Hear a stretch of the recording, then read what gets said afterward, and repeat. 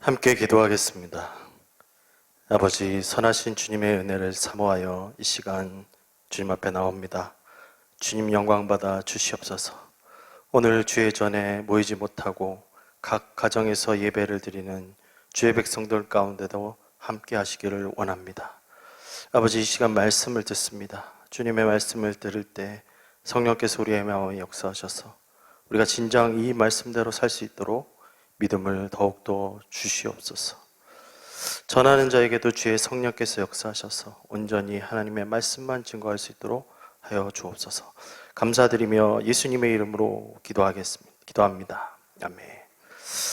우리 한번 앞뒤 좌우분들에게 인사하겠습니다. 참 잘 오셨습니다. 우리 온라인으로 예배드리는 가정에서도 한번 인사하겠습니다. 주님의 이름으로 사랑합니다. 할렐루야.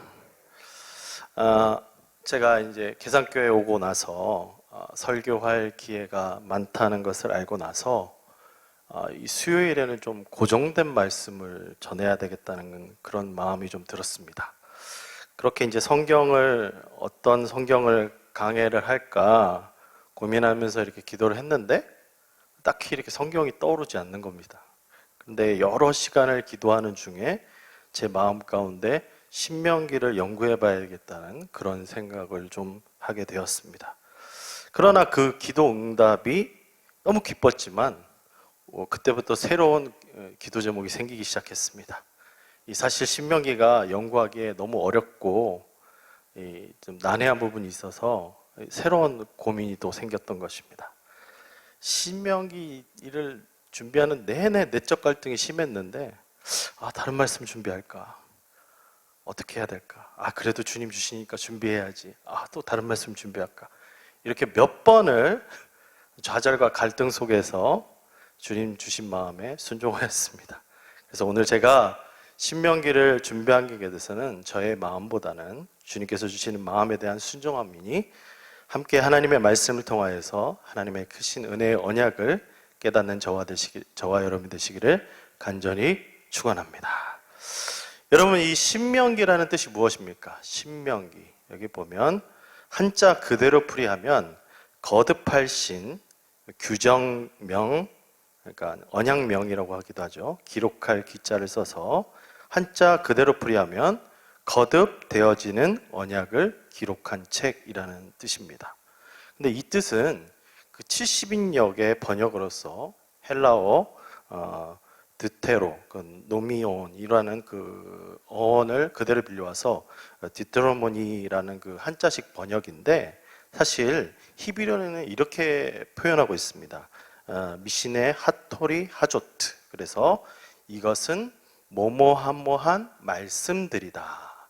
이것은 뭐뭐한 말씀들이라는 표현으로 원래 출애굽기, 레위기, 민수기에서 하나님께서 주신 율법, 즉 시내산에서 주신 율법을 확장해서 적용하거나 일종의 모세의 설교로 이렇게 승화시킨 것을 바로 신명기의 원래 뜻이라는 것입니다. 그래서 이러한 신명기의 명칭을 아는 것만으로도 신명기의 구조를 어느 정도 짐작할 수 있는 것입니다. 그래서 신명기는 총 34장으로 구성되어 있습니다. 대부분 모세가 직접 서술하는 방식으로 되어 있고, 학자들마다 이 신명기를 나누는 기준들이 제각각입니다. 제가 이 분류를 소개하고 신명기의 구조에 대해서 썰을 설명한다면 아마 이 설명만 하고 설교가 끝날 것이에요. 그렇기 때문에 제가 어떻게 하면 간단하게 소개할 수 있을까를 고민해 봤는데, 제가 나름대로 고민한 결과 이런 결과가 나왔어요. 1장부터 4장까지는 과거에 대한 회상입니다. 5장부터 30장까지는 현재 하나님의 말씀을 어떻게 따라가야 되는가, 그리고 31장부터 34장까지는 미래의 너희가 어떻게 말씀을 따라가야 되는가, 이런 크게 세 가지 정도 과거, 현재, 미래로 나눌 수 있는 것입니다. 그래서 즉 앞에서 소개한 것 같이 그 과거, 출애굽 과정의 1세대 문제를 회상한 과거와 40년이 지난 그 출애굽하여 가나안 정복 전에 너희가 지금 어떻게 살 것인가를 다루는 그 모압 언약, 현재를 말하고, 가나안 땅에 들어가서 너희가 어떻게 살아야 될 것을 하는 하나님의 백성으로서 미래적 과제를 심도 있게 다룬, 그렇게 설명한 부분이 바로 이 신명기. 독자로 하여금 자신을 돌아봐 하나님 말씀 안에서 살 수 있도록 하였다는 것을 우리가 주목해 봐야 된다는 것입니다. 그렇다면 이 신명기의 직접적 독자가 누구일까요? 바로 출애굽 2세대, 즉 출애굽 1세대의 자식들입니다. 그들의 특징은 부모들의 불순종이 자신의 삶에 어떤 영향력을 끼쳤는지를 알았던, 그 몸소 알았던 그런 세대입니다.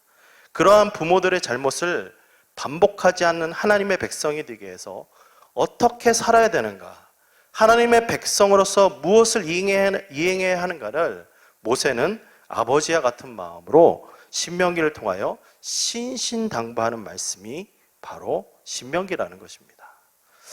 따라서 오늘 우리는 이 신명기를 통하여 얻을 수 있는 큰 축복이 무엇인가, 신앙의 과거와 현재 그리고 미래의 언약에 있는 삶을 통하여 말씀 안에 있는 순종하는 삶의 축복이 무엇인지를 깨닫게 되기를 축원합니다. 오늘은 신명기 전체의 서론에 해당하는 1절부터 8절의 말씀을 같이 한번 살펴보도록 하겠습니다. 먼저 1절부터 3절의 말씀을 우리 다시 한번 읽어보도록 하겠습니다. 시작.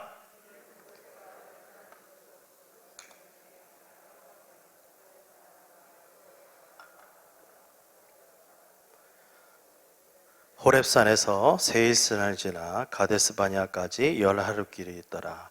같이 읽죠. 40째 해 11째 달 그 달 첫째 날에 모세가 이스라엘 자손에게 여호와께서 그들을 위하여 자기에게 주신 명령을 다 알렸으나.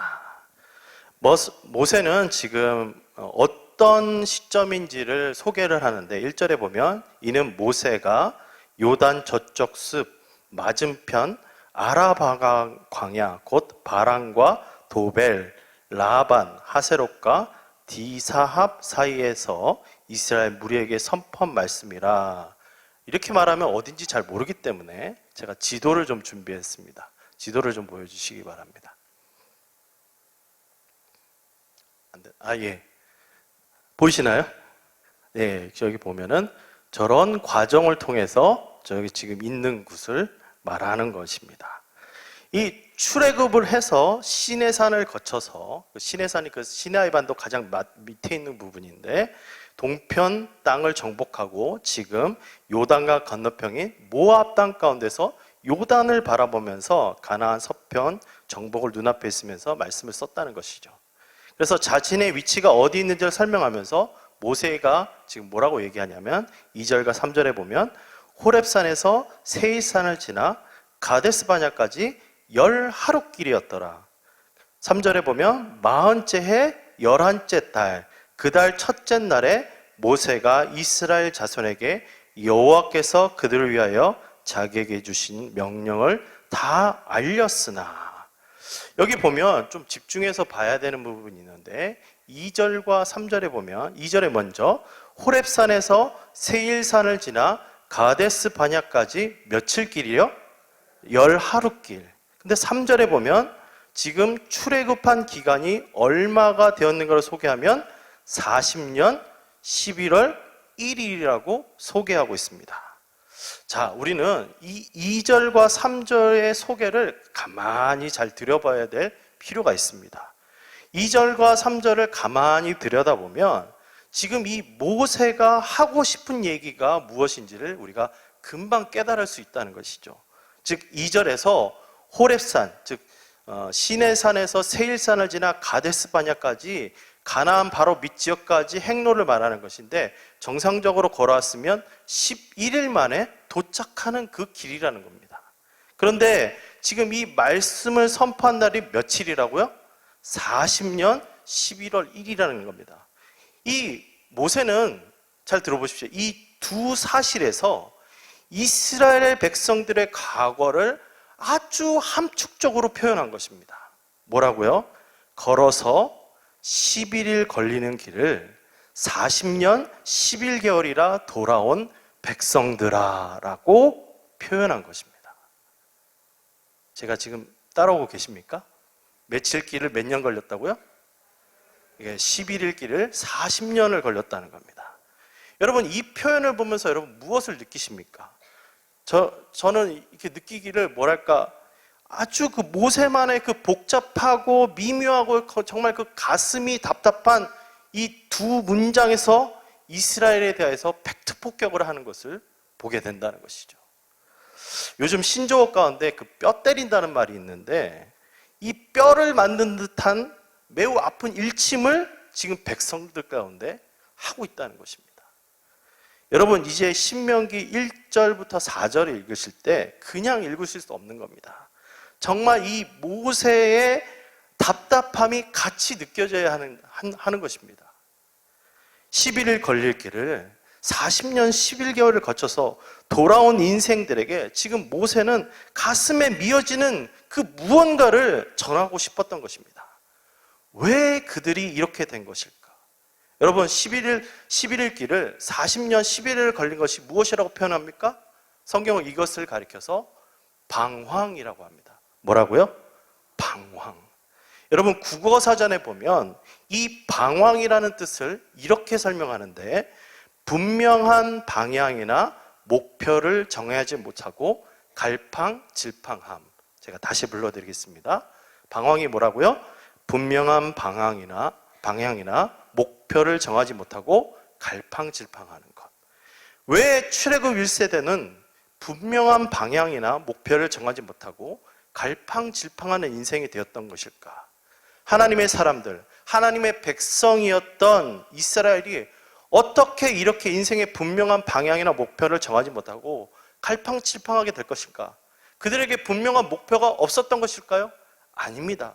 출애굽기 6장에 보면 모세가 바로 앞에서 그 백성을 놓아달라는 명분이 이것이었습니다.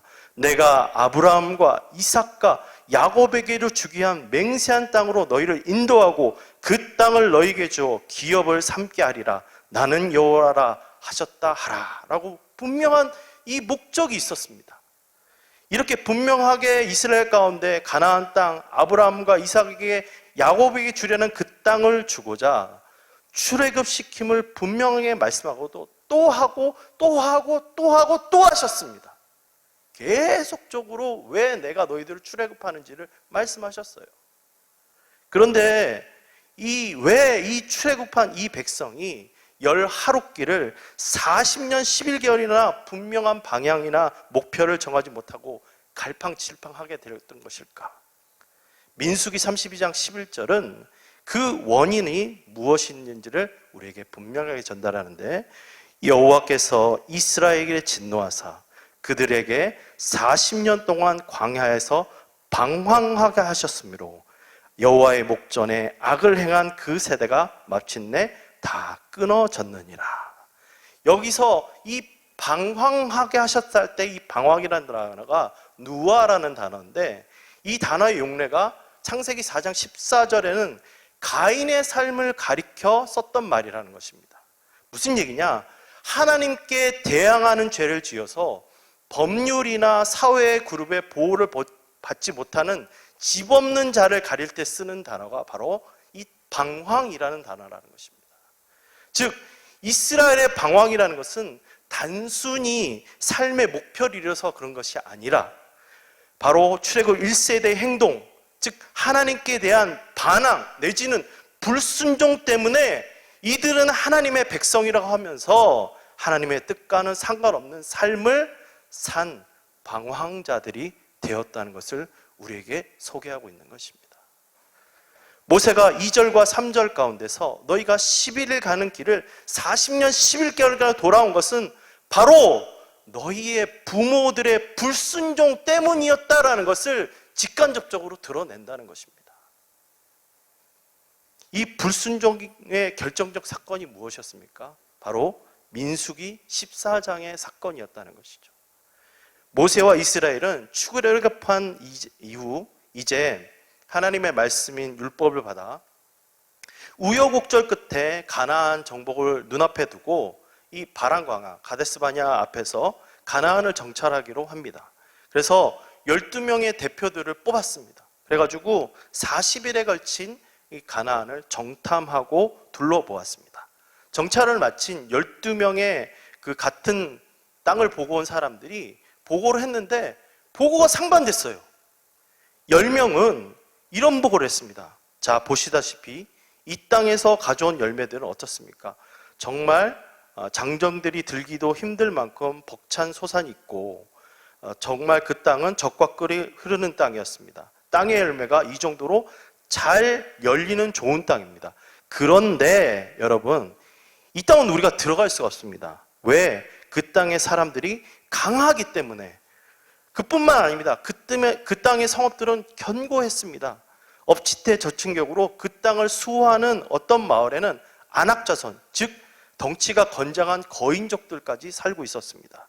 여러분, 우리가 그 땅을 보고 왔지만 우리가 거기에 올라가서 가나안 땅을 정복하는 것은 불가능합니다. 이렇게 10명이 보고했던 것입니다. 그런데 이 2명은 다른 보고를 합니다. 아닙니다. 여러분, 이 땅을 우리가 능히 취할 수 있습니다. 하나님께서 반드시 이 땅을 우리에게 주실 것입니다. 우리가 본 것이 하나님의 위대하심입니다. 그러나 현혹되지 마십시오 하고 10명과는 다른 보고가 막 오갔던 것입니다. 근데 잘 보십시오. 이 두 가지 보고에 대해서 이스라엘 백성들이 어떻게 반응했는가?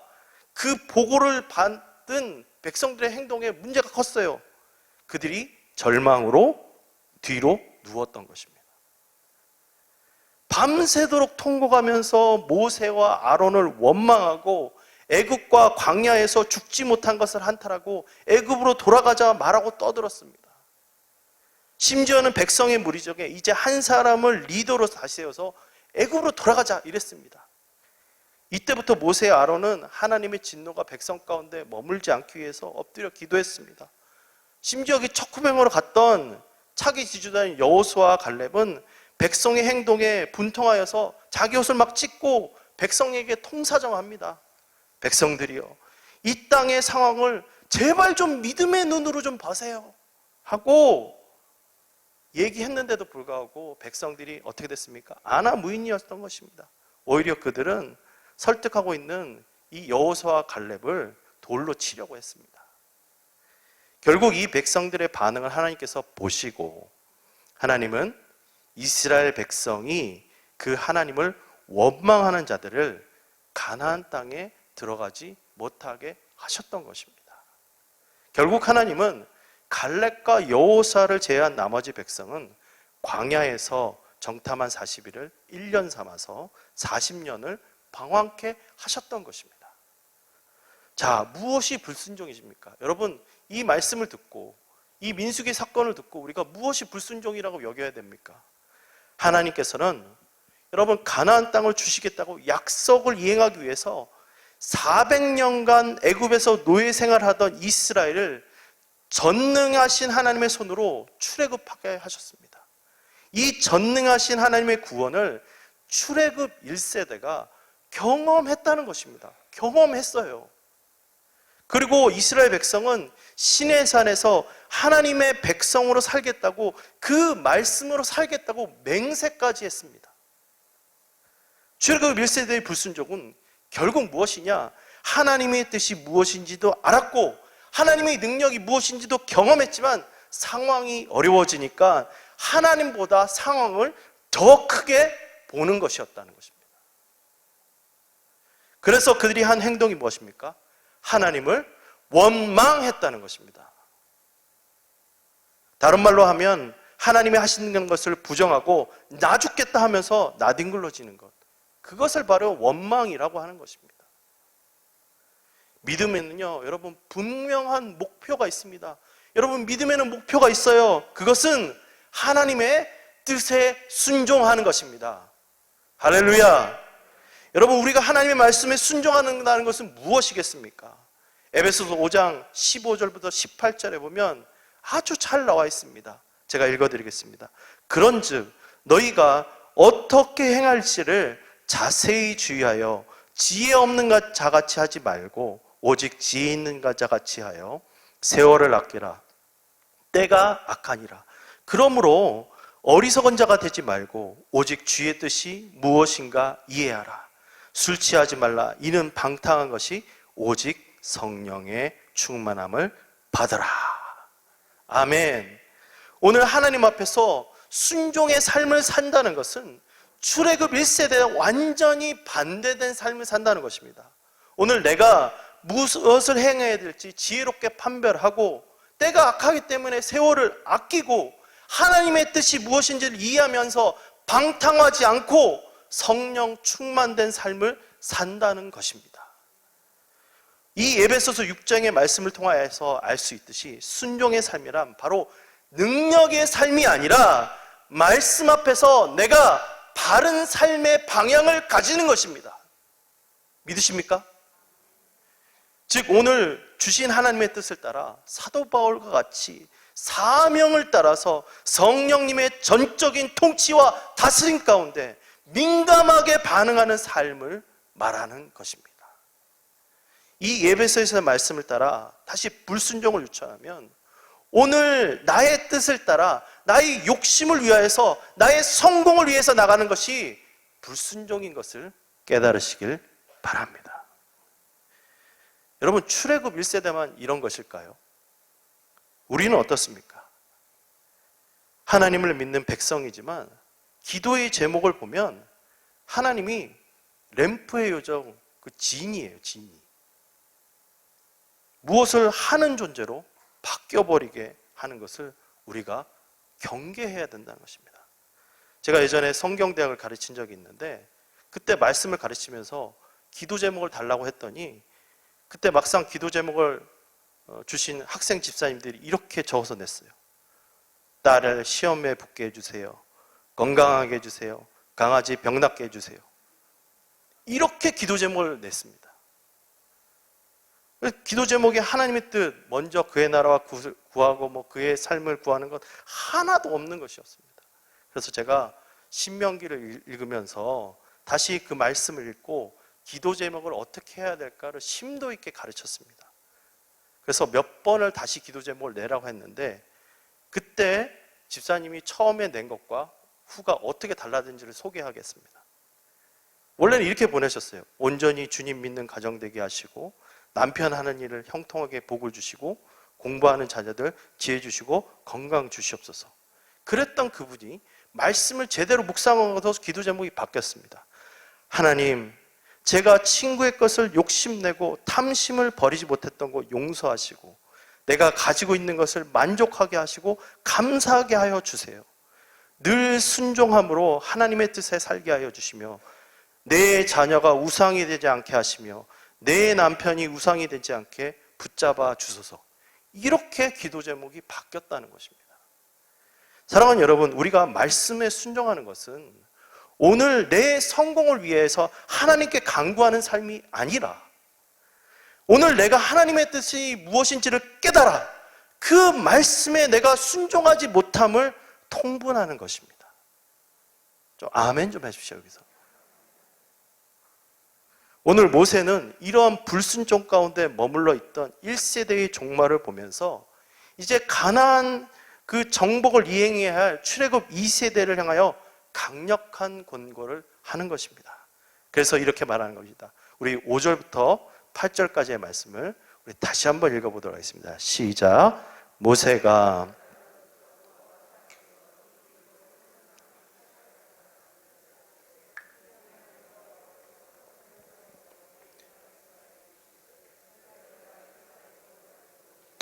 방향을 돌려 행진하여 아모리 족속의 산지로 가고 그 근방 곳곳으로 가고 아라바 산지와 평지와 네겝과 해변과 가나안 족속의 땅과 레바논과 큰 강 유브라데까지 가라.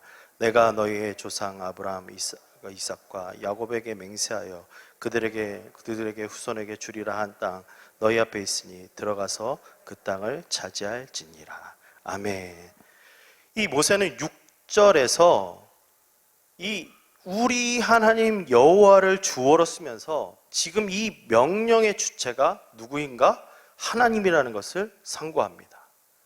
그런데 이 말씀을 한 때가 언제냐? 40년 전 출애굽기 원년 출애굽기 19장부터 민수기 10장까지의 기간을 끝낸 때를 가리키는 것인데 가나안 땅으로 나가기를 원하는 주체가 바로 하나님이라는 것을 1세대에게 말씀한 것처럼 지금 이 정복 사역의 주체가 하나님이라는 것을 2세대에게 다시 강조한다는 것입니다.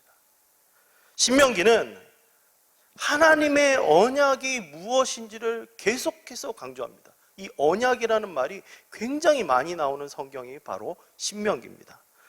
여러분, 기본적으로 언약은 이런 것입니다. 일방적이지 않고 쌍방적이에요.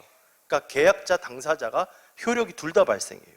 언약을 한 당사자 간에 의무가 발생하는 것입니다. 이스라엘이 하나님의 백성이 된 것은 이러한 언약 위에 이루어진 것을 꼭 기억하시기 바랍니다. 그러하게 하나님은 그들에게 주시기로 한 가나안 땅을 주실 의무가 발생하는 것이고, 백성은 그 언약을 순종하여 나가야 하는 권리가 생긴다는 것입니다. 따라서 오늘 신명기를 대하는 우리가 상기해야 되는 것이 무엇인가? 구원받은 백성으로서의 삶이 무엇인지를 우리가 상고해야 된다는 것입니다. 오늘 내가 에베소서의 말씀처럼 어떻게 성령 앞에서 순종하며 살 것인가를 오늘 우리가 고민해야 된다는 것입니다. 분투함이 있어야 된다는 것입니다. 여러분, 우리가 개인의 교회를 만들면서 온라인 예배를 넘어서 하나님의 백성으로서 정체성을 잃어버리지 않기 위해서 이때 더욱더 우리가 말씀을 상고해야 된다는 것입니다. 박순호 목사님이라는 분은 그의 책 예수를 믿는다는 것에서 예수를 믿는다는 것을 이렇게 설명합니다. 하나님을 진실로 사랑하는 것, 죄를 회개하고 돌이키는 삶을 산다는 것, 주께 의존하는 삶을 산다는 것, 신적 성품을 옷 입는 것, 영적 싸움을 싸우는 것, 예수님 때문에 고난 당하는 것, 생명의 기운을 가지고 성장하는 것, 이렇게 말하고 있습니다. 여러분, 이 목사님의 개인적 순종의 고백이 오늘 우리 가운데도 개인적으로 나타내야 될 줄 믿습니다. 사랑하는 여러분, 신앙은 순종의 싸움입니다. 오늘 그 순종의 싸움에 저와 여러분이 적극적으로 순종하여 하나님께 칭찬받는 저와 여러분 되시기를 간절히 축원합니다. 기도합니다.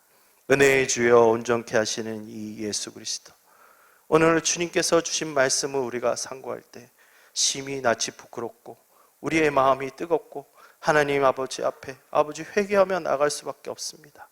앞뒤를 돌아봐도 죄악된 삶을 살 수밖에 없는 우리를 건져주셔서 지금 하나님의 말씀 앞에서 우리가 새롭게 되어 하나님의 나라를 바라보고 살 수 있게끔 하셔서 감사합니다. 이 전염병 가운데서도 건져주시고 이렇게 예배의 자리로 나와 하나님을 기억하며 나아가는 주의 백성들 가운데 오늘 말씀이 내 말씀이 되어서 그 말씀대로 살아가는 것이 일생일대의 기쁨이 될 수 있도록 은혜를 더하여 주옵소서. 감사드리며 예수님의 이름으로 기도합니다. 아멘.